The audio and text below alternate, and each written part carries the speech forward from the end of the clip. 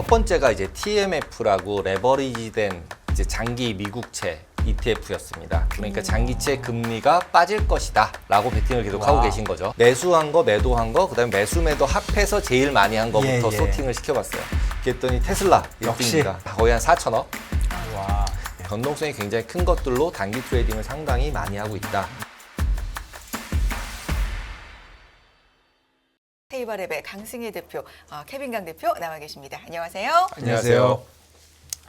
네, 지난주 이게 우리 하기 전에 저번 주부터 우리 이거부터 하기로 했죠. 우리 국내 투자가분들 해외 주식 네. 지난 일주일 동안 얼마나 어떤 걸 사셨는지 샀다 팔았다 했는지 맞아요. 샀는지. 예, 이게 재밌는 것 같아요. 그 네. 흐름을 보이니까. 예, 예. 네. 그래서 보시면은 첫 번째가 이제 TMF라고 레버리지된 이제 장기 미국채 ETF였습니다. 그리고 네. 매수 매도 부분으로 보시면 순매수로 지금 제가 이제 소팅한 거고요. 네. 위에서부터 그래서 3,400만 불 매수. 그다음에 지금 녹색으로 두 개 친 게 이제 채권 ETF라고 보시면 되고요. 장기채 ETF. 그러니까 장기채 금리가 빠질 것이다라고 베팅을 계속 하고 계신 거죠. 예. 네, 그렇게 베팅을 계속 하고 계십니다. 예. 그리고 이제 두 번째, 세 번째 보시면은 이제 주식인데 3배짜리 TQQQ 롱 하는 ETF고요. 제피는 이제 커버드 콜 돼 있는 이제 인컴 나오는 저게 한 배당이 한 10% 11%쯤 돼요. 연으로 봤을 때.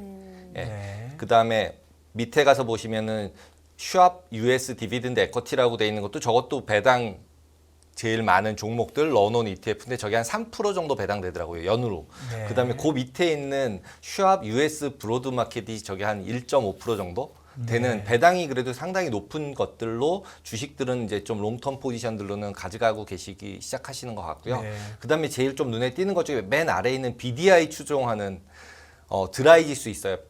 그 발틱 드라이 인덱스라 그래가지고 몇 번이요? 맨 12번. 12번이요. 드라이 예, 벌크 쉬핑 아, 인덱스. 네. 예. 그래서 저거 같은 경우는 이제 중국 경기 아. 회복되는 거에서 이제 컨테이너선들 운임 올라가는 거 예.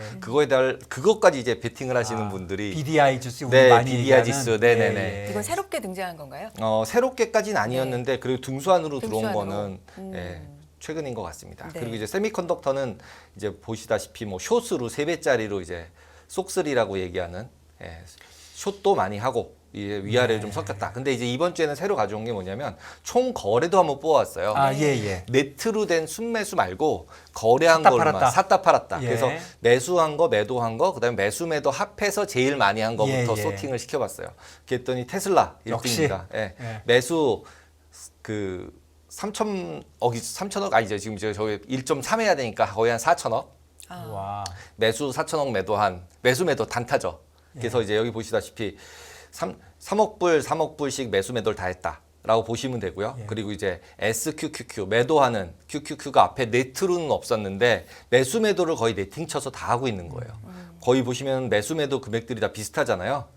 그죠? 그래서 단타도 굉장히 많이 하고 있다. 데이 트레이딩을 많이 하신다는 네, 뜻이네요. 데이 트레이딩을 굉장히 많이 하고 네, 있다라고 보시면 네. 될 것 같아요. 그리고 대부분 보시면은 레버리지 ETF들이 많아서 하루에 2, 3%씩은 다 움직이는 형태의 주식들이에요. 그래서 단기 트레이딩을 굉장히 많이 하기 시작을 했구나라는 그렇죠. 생각이 듭니다. 수수료도 있고 하니까 하루에 2%는 움직여야죠. 예, 1, 2%는 움직여야 뭐 예. 할만하니까. 예, 예. 근데 이제 다 움직이고 그다음에 이게 개별 종목이 아니니까 개별 종목 뉴스를 따라갈 필요가 없잖아요. 그렇죠. 그러니까 이제 반도체냐 아니면 지수냐 그다음에 가스냐. 예. 저 울트라 가스 같은 경우도 레버리지 가스거든요. 예. 그래서 7번에 있는 그래서 예. 저런 것들 변동성이 엄청 심해요. 그래서 예. 변동성이 굉장히 큰 것들로 단기 트레이딩을 상당히 많이 하고 있다라고 네. 보시면 될 것 같습니다.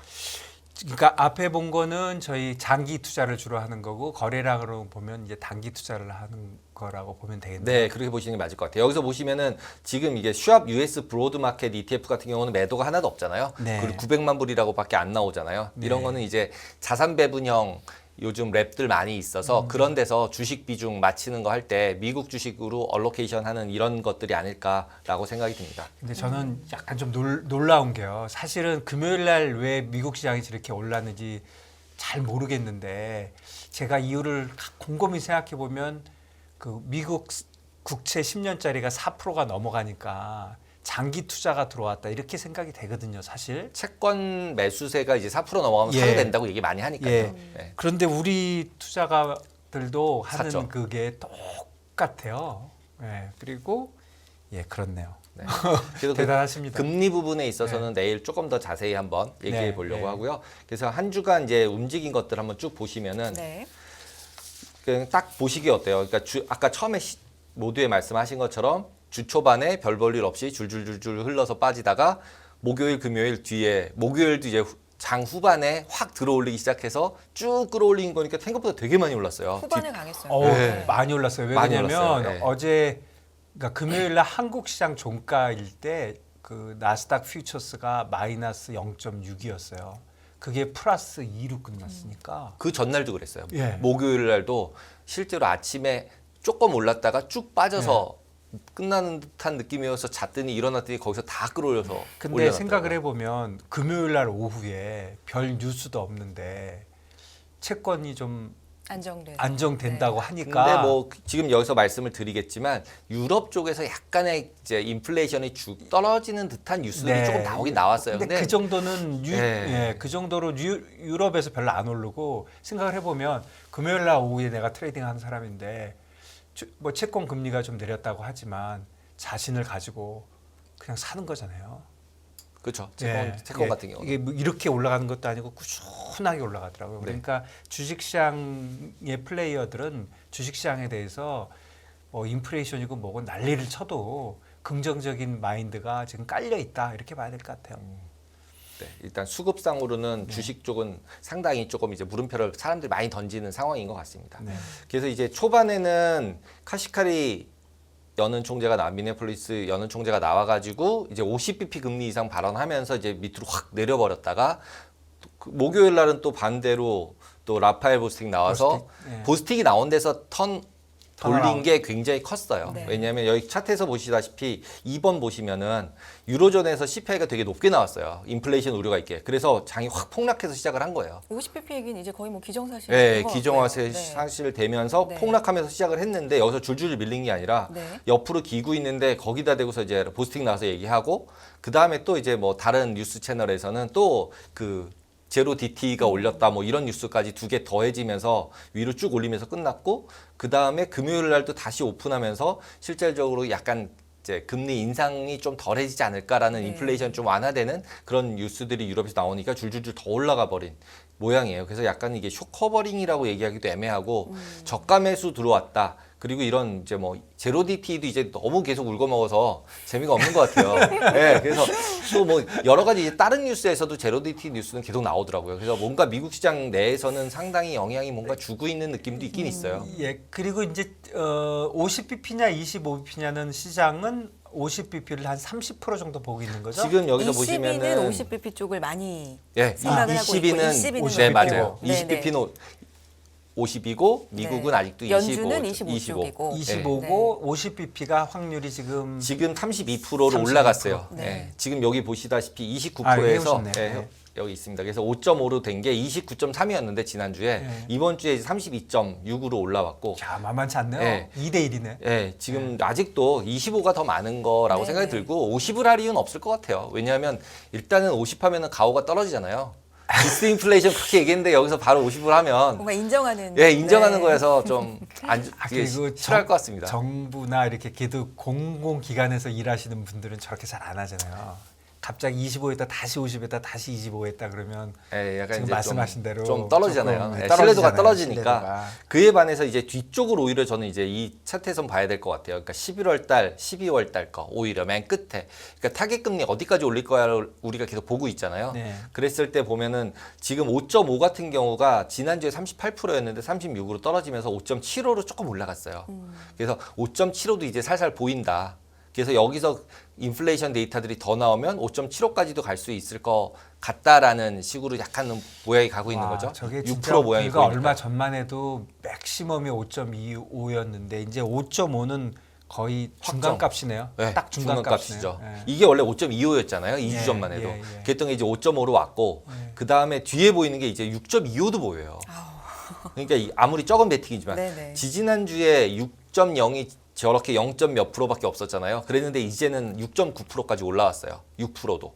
그러니까 베팅을 이쪽 뒷부분에 하는 부분들도 생겨나가고 있다. 하지만 아직도 5.5가 그냥 제일 확률상으로 높다.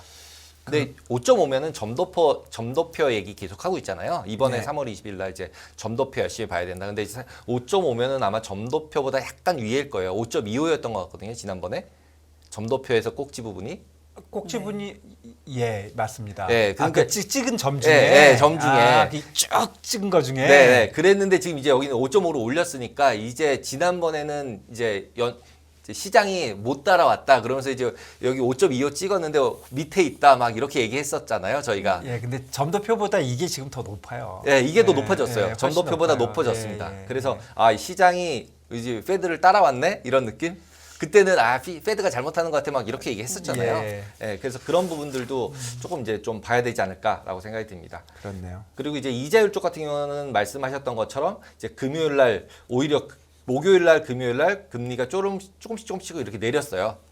잠깐 반등을 했었는데 이건 이제 PMI가 잘 나오면서 결국 이제 경기가 더 좋을 것 같다라는 것 때문에 올렸는데 그걸 다시 줄줄줄 내려가지고 특히 2년짜리 같은 경우가 금리가 너무 많이 올라서 거의 5% 근처까지 갈 뻔했었어요. 네. 예. 4.98 뭐 이런 레벨까지 예. 갔었고 10년짜리 같은 경우는 이제 거의 뭐 4를 넘어갔다가 4를 왔고요. 넘었죠. 4.08 이런 레벨까지 예, 예. 갔었고 여기서 이제 계속 제가 마이너스 장단기 금리차 말씀을 드리는데 장단기 금리차는 이 와중에 더 벌어졌어요. 네. 마이너스 90bp예요. 이제 90도 넘네요. 예, 90도 넘어요. 그러니까 이 부분이 지금 이제 어떻게 이 부분을 해석해야 될 거냐가 조금씩 얘기가 나오기 시작을 하고 있어요. 지난번에도 말씀해 주셨지만 장단기 금리 역전이 시작이 돼서 어느 정도 시차를 두고 경기 침체가 오느냐에 그쵸, 대해서는 그쵸. 얘기가 많지만 네. 이렇게까지 차이가 벌어진 적이 벌어지는 거에 대해서는 너무 이제 벌어지니까 다들 네. 얘기하기가 어려운 거죠. 아니, 오히려. 진짜 재밌는 거는 장단기 금리 차이가 한 60 정도 났을 땐 많은 사람이 얘기거든요.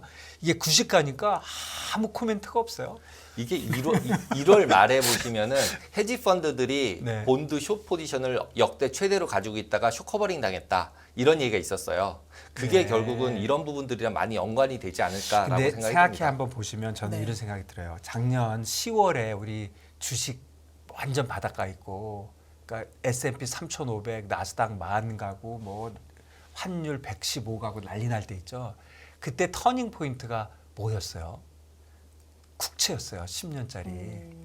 국채들이 확 안정되면서 환율이 변하면서 쫙 내려왔거든요.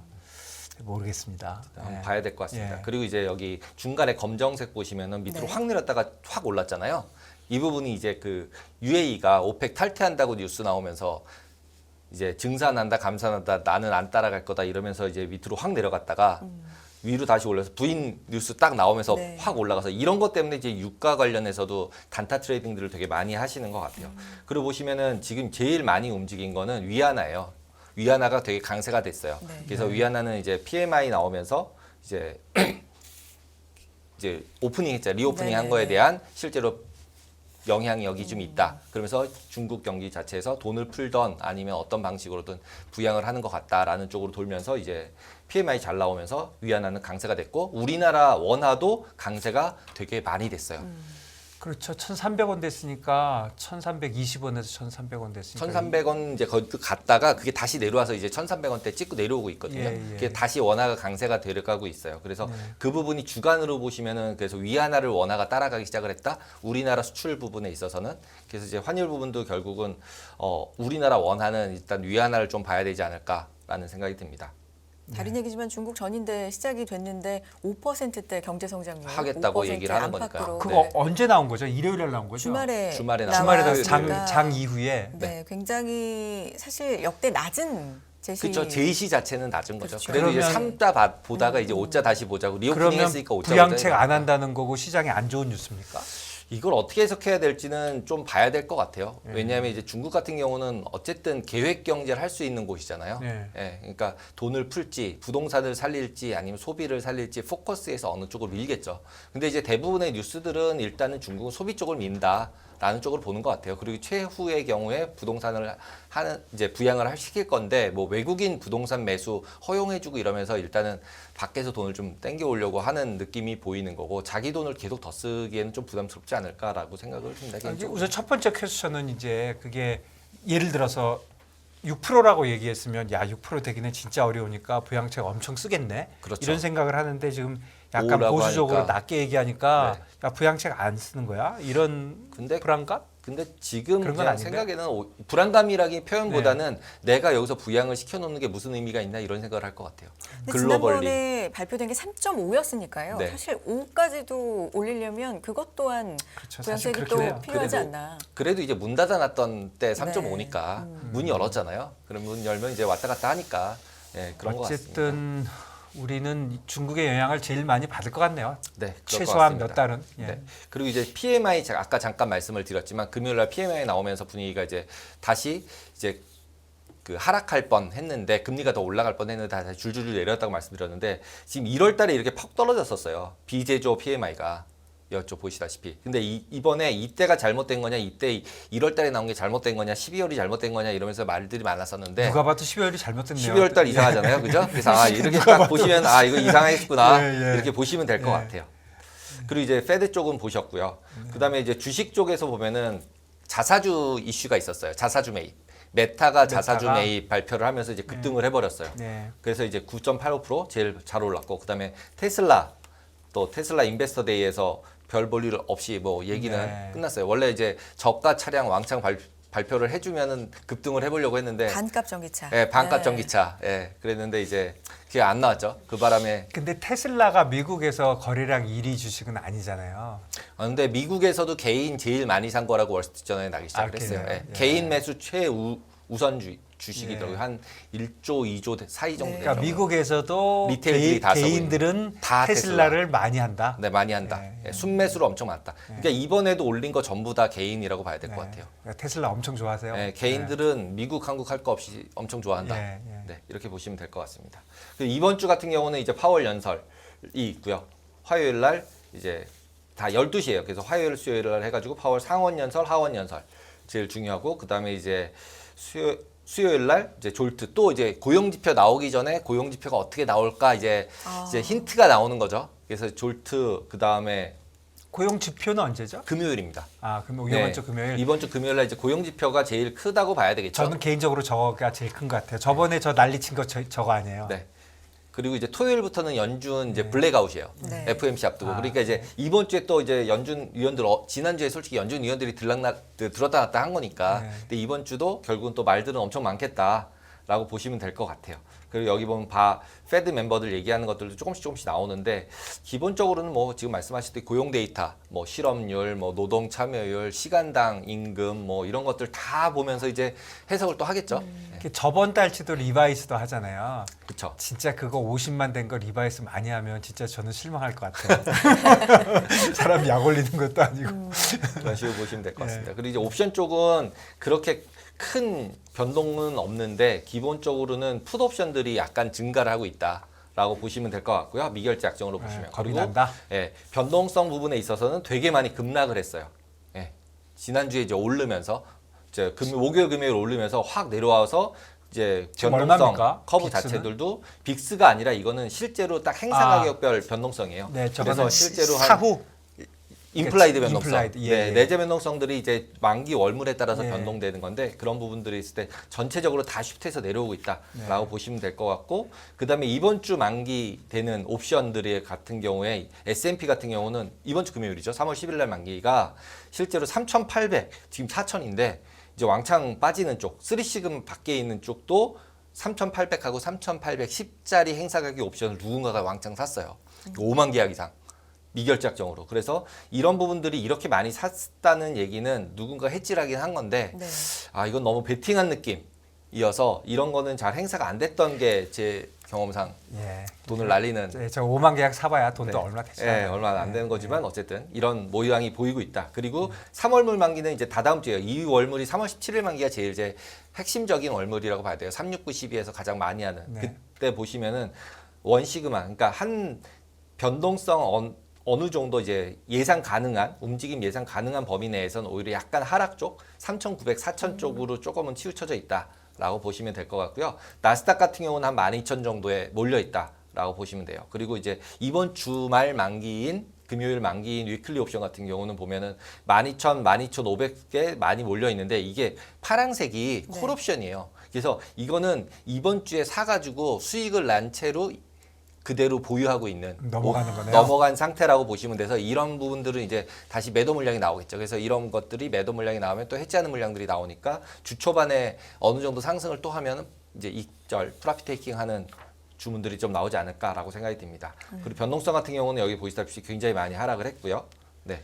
그리고 실제로 차트 보시면은 굉장히 이제 지난번에 십자형만 얘기를 했었는데 이번 주 금요일은 십자형이 아니었잖아요. 쭉 올라갔잖아요. 네네. 근데 거꾸로 돌려서 생각해 보시면 지난주에 제가 말씀드릴 때 미결제 약정이 왕창 줄었다. 라고 말씀을 드렸었어요. 네. 위클리 옵션이. 네. 그러니까 위결제 약정이 굉장히 줄으면은 그거를 해지하는 세력이 없기 때문에 한 방향으로 밀고 갈 수 있다라고 그렇네요. 말씀을 드렸는데 그렇게 움직였죠. 이때 같은 경우는. 그렇네요. 근데 이번 주 같은 경우는 약간의 이제 미결제 약정이 늘었으니까 그 늘어난 이유는 당연하겠죠. 이제 잡 데이터, 고용 데이터 이제 보면서 베팅 한번 해보는 거죠. 해지도 할 수 있고요. 네, 그렇게 보시면 될 것 같습니다. 제로 DT 볼륨은 계속 많습니까? 계속 많습니다. 네. 네. 그거는 이제 그건 이제 계속- 앞으로 영원히 그렇게 할 모양이네요. 네, 개인들이 다 거기 가 있을 것 같습니다. 그리고 이제 그냥 차트상으로 보시면은 이번 주에 위로 뚫고 올라가면 이제 저항선 뚫고 올라가는 거라서 약간은 더 불리시하게 바뀔 가능성이 있어 보이고 오히려 주 초반에 상승했다가 이제 하락을 맞으면은 저항을 맞으면은 실제로는 다시 또 이제 아래쪽으로 좀 박스권이 되지 않을까라고 생각이 듭니다.